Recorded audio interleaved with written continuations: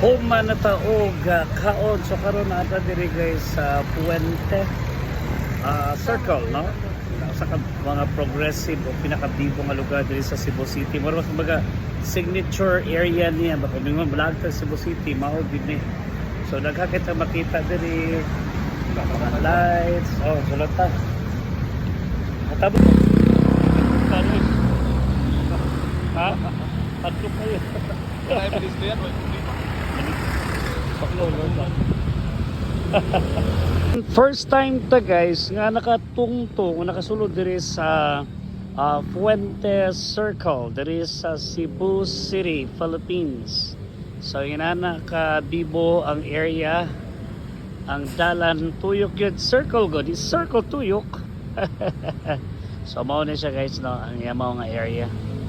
Fuente Circle ug ang pinaka ako ito Fuente Circle kana siya nga area ana yay. So daghang diri maglingkod ana magud ta sulod sa ilang plaza god lingkod at the same time mapabugnaw na green grass daghang mga kahoy, so at least ma-enjoy gyud ta ko mo ani ta diri sa Cebu City. Just like what I said, dili makumpleto ang usa ka feature sa Cebu City kung wala ni siya nga Fuente Circle diri, no? So mao ni po nila ang pataw na to nga trademark ang ilahang mga kuan diri, ang mga building daghang kaayo bibo kay diri sa Fuente Circle.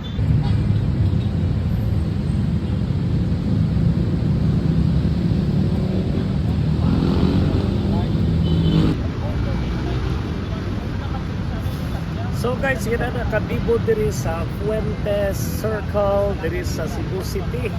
O daghang kita diri makuha guys, so dahil pagkaon, dahil mga bar, dahil mga daghang kayo bibo kayo taraw na tong area, daghang kayo mga tao nga naglakaw, aban diri nagpahulay, napo pa nag-jogging sila. So recreational park siya, plaza, dayon kung lang dito sa kilid, grabe na dito siya ka-busy. So karaw na to, vlog na diri sa Cebu City Fuente Circle na to ang explore kasi nasa sulod diri.